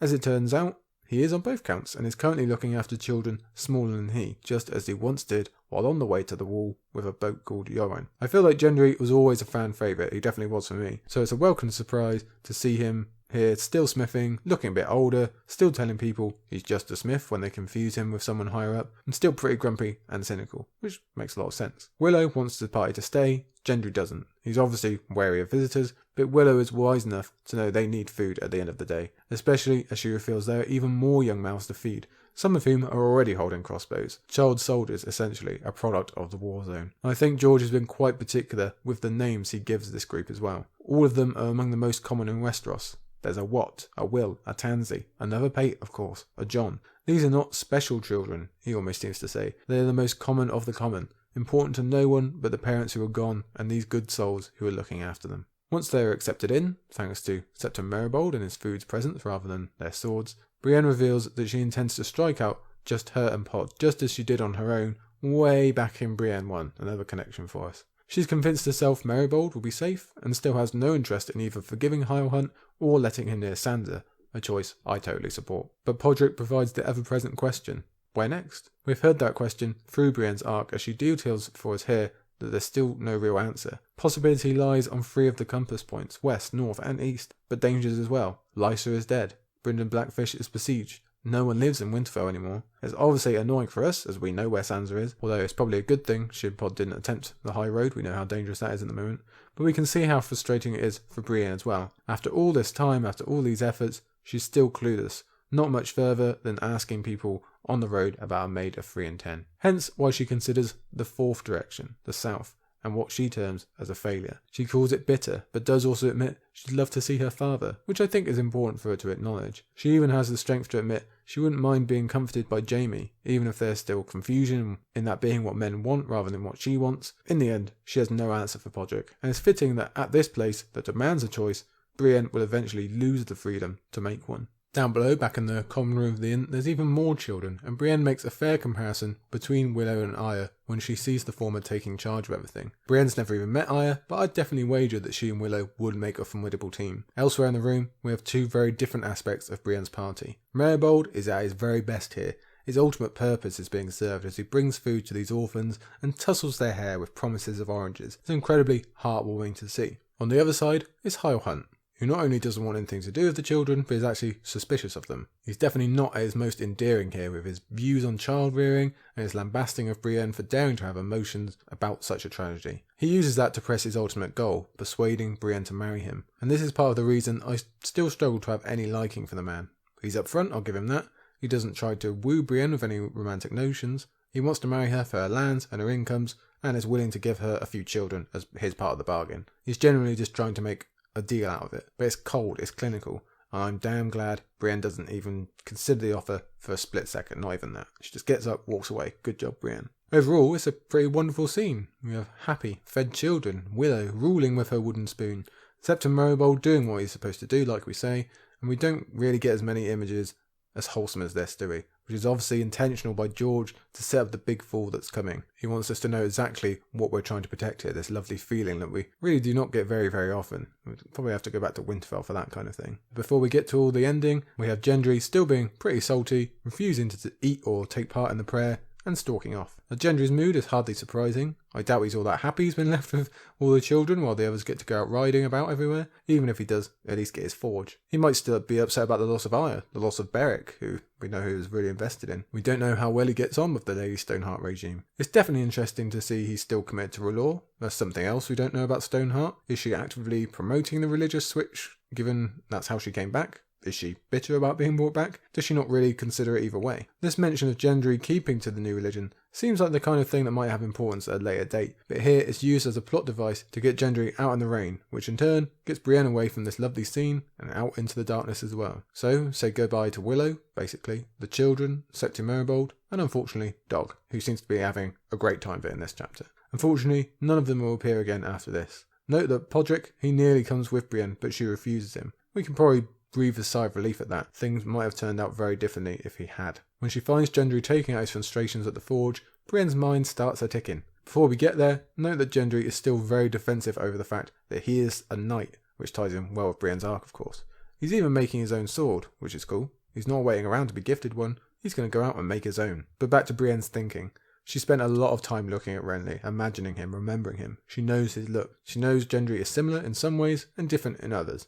And it doesn't take her too long to, 3 books later, pick up Eddard Stark's mantle. He looks like a Baratheon. He's got a strong build. He's from King's Landing. Yes, Brienne realises who he is and is within a breath of perhaps sharing that information with him before Dog starts barking. For rereaders, our blood goes cold at hearing that, and I doubt it's particularly different for first-timers as well. Brienne's natural suspicion kicks in. Despite Gendry's insistence, it is just friends returning. After a whole book that's made Brienne question her suspicious nature, it turns out to be the right choice, as she witnesses the riders come, armed, armoured, and desperate, and she immediately recognises the monster coming in from the dark in the form of Biter. Already, she knows the score. Too many, she thought, with a start of fear. They are too many. George knows when it's time to step it up, and he hits the mark perfectly here as he grabs his cinematic pen and starts scribbling. Lightning lights up the scene, making it so easy to picture in our mind, setting the dramatic tone perfectly. The lightning is enough for the both of them to see this famous snarling helm, and Gendry falls into the trap of supposed Sandor, whereas Brienne does not. She knows who comes with Biter. She knows what she's about to face, and she's not denying the feeling she's got in her gut. Yet still, because she is wonderful, Brienne thinks of the children first. Speaking of the children, one appears now as Willow steps out into this storm, holding that crossbow and standing up to 7 fully grown, fully armed men. It is sheer amazing as a moment, and even if we don't get to hear what she says, we can glean it as pretty defiant, judging by George's response. And though George is yet to use his name, his speech pans are a dead giveaway. The response is vile, of course, and again makes you appreciate that this is being said to a 10-year-old girl. But if Willow can be that brave, so can Brienne. And strap in everybody, because here we go. 7, Brienne thought again, despairing. She had no chance against 7, she knew. No chance and no choice. Holy fucking shit, what a goddamn line. I'm always of changing opinions, but I genuinely think this might be the line of A Song of Ice and Fire. I'm willing to admit it's absolutely, singly perfect. All of Brienne's arc, and a lot of the arcs of those who came before her, has focused on how to choose to do the right thing, even when logic or safety says otherwise. We have spent countless hours over this reread project discussing what the role and responsibilities are for knights, for highborns, how even for adults surrounded by children. We've spoken about this in the lessons Ned gave Robb, in Sansa and Sandor, in Arya and Sandor, in Jon when his time as a wildling, in Daenerys as a mother and a conqueror. A Song of Ice and Fire is about 1,000 things in one, but I truly believe this is one of its core concepts. Much as George might extrapolate and subvert usual themes and tropes, when we dig right down to it, what we have here is good against evil.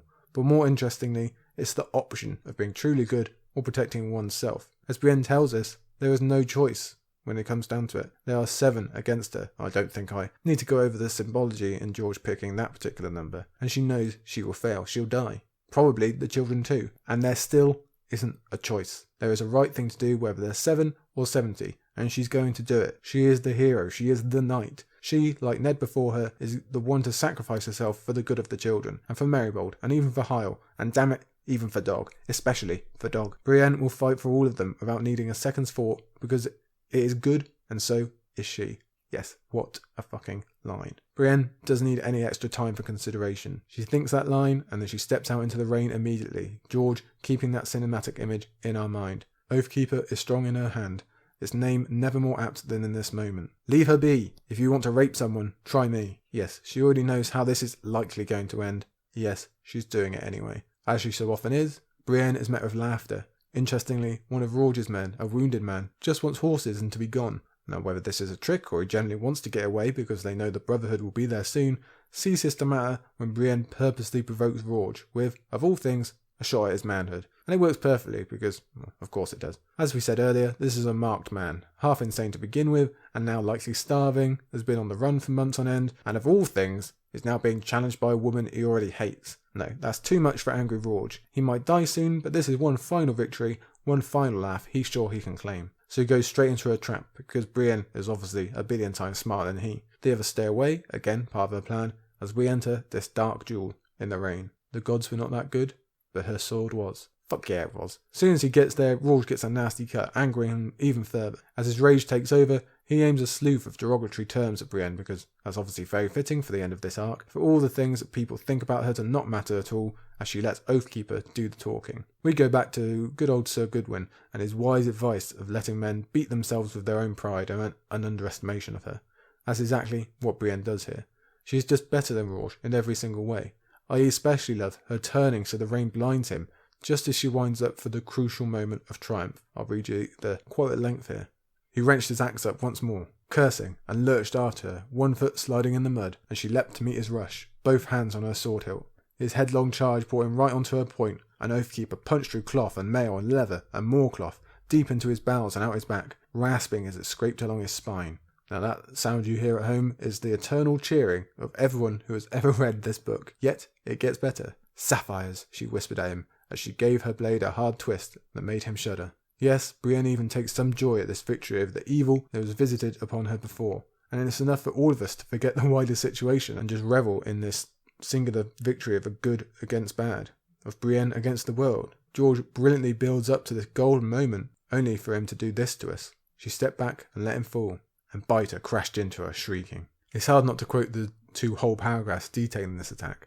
The feeling of him as an avalanche, landing in water that goes up into her nose and eyes, her head cracking against a stone, the loss of Oathkeeper, everything that can go wrong does, as the monster that is Biter tries to choke the life from her, And yet, even with everything I just mentioned, which would be enough to finish off most people, Brienne still has the presence of mind to fight back, to hit Biter again and again, to claw and gouge, and do anything she can, even though none of it is working.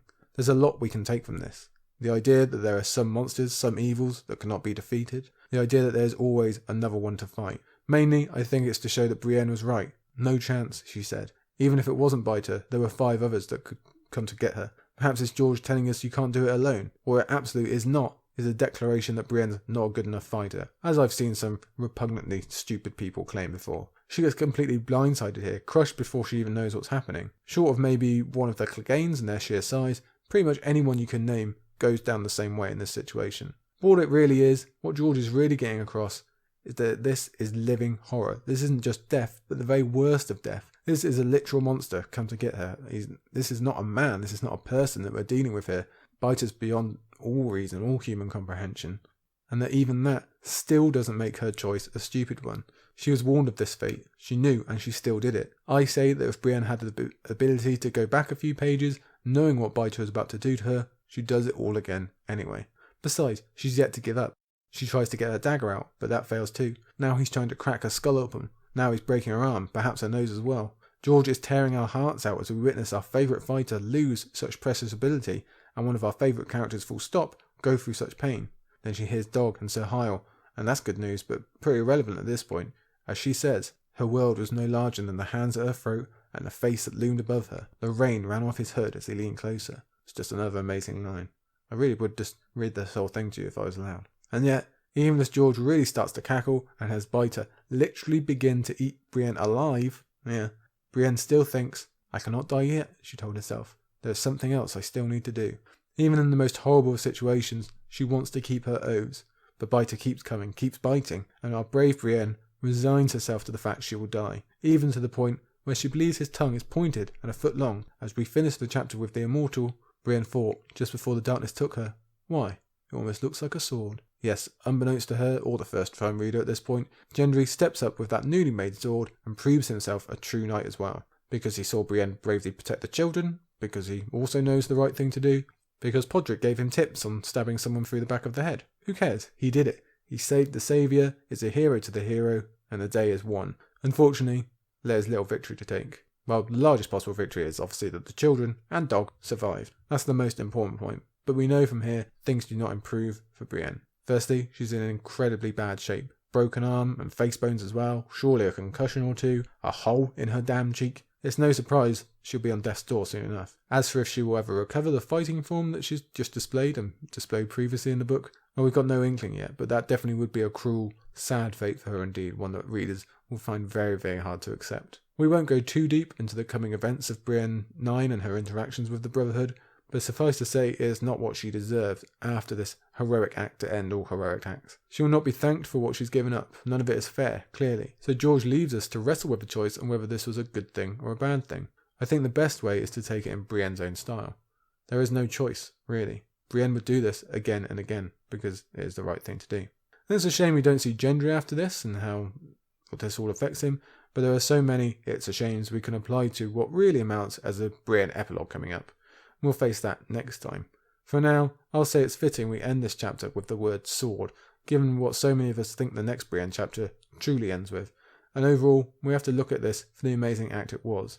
Brienne saved innocent children's lives. The entire bedrock of the series, if I may be so bold in naming Eddard Stark as such, is rooted in the same ideals. And that's probably enough chit-chat, because even though I try my best, like I say, there is just no doing this chapter justice. It, along with that one line, is beyond amazing and is the very finest of George's work. So let's just all kneel and thank him for giving us such. This really is just something apart from Brienne's arc, from A Feast of Crows, from A Song of Ice and Fire.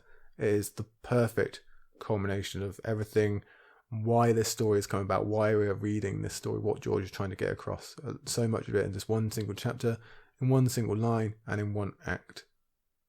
Brienne, amazing. George, good job. Good job, buddy. And I know what will happen. As soon as I stop recording, I'll think of 1,000 more things to say about this chapter. I'm sure you have at home. Others, of course, have done wonderful jobs analysing it. But really, you've just got to read it and you've just got to feel it with this one. So we'll leave it there. But we're really on the top of the mountain here. Yes, what a high to finish on. A very, very high mountain. And I will leave it there. That is part 10 of A Feast for Crows. We are streaming towards the end, as I'm sure you can feel now of these chapters. I'm going to head off rather quickly, but before we go, let's quickly preview what chapters we've got next week, because obviously at this stage of the game, every chapter is hugely critical. We have Jaime 6, where we finally re-meet not just Brynden Tully, but Edmure Tully as well, and Jaime makes his big plan, it gets Riverrun back, essentially, doesn't he? That's a really important chapter. We have Cersei 9, because we always have to have a Cersei, where this plan with Osney and Marjorie really gets going, and Cersei's kind of trying to get it from all angles.